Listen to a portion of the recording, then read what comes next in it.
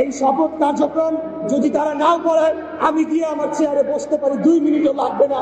রাজনীতি নয়, এবার হৃদয়ের মাঠে সুখবর দিলেন বিএনপি নেতা ইশরাক হোসেন। দীর্ঘদিন রাজপথে স্লোগান তুললেও এবার ব্যক্তিগত জীবনে দিলেন এক বড়সড় মোড়। দলীয় কর্মসূচির মতোই হঠাৎ করেই ঘোষণা এলো বাগদান সম্পন্ন। প্রশ্ন এখন একটাই, বাগদান সম্পন্ন করা ইশরাক হোসেনের হবু স্ত্রী কে, কি বা তার পরিচয়? এই 31 দফা ভালো করে পড়বে, অনেক কিছু শেখা জানার সংস্কারের সুযোগ আছে তোমাদের জন্য। ইনশাআল্লাহ বিএনপি অনেক চেষ্টা করবে যেন সামনে তোমাদের জন্য পরিবর্তন আনতে পারে।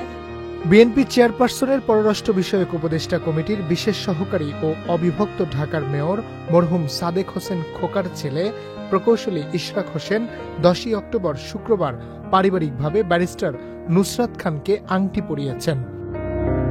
নুসরাত শহীদ রাষ্ট্রপতি জিয়াউর রহমানের মন্ত্রী পরিষদের সদস্য, টাঙ্গাইল জেলার সাবেক সংসদ সদস্য নূর মোহাম্মদ খানের বড় মেয়ে। 11ই অক্টোবর শনিবার বিষয়টি নিশ্চিত করেছেন বিএনপির মিডিয়া সেলের সদস্য সাইরুল কবির খান। ইশরাক হোসেনের মা ইসমত হোসেন এবং মেয়ের বাবা নূর মোহাম্মদ তাদের জন্য দেশবাসীর কাছে দোয়া চেয়েছেন। Harunur Rashid, channel I.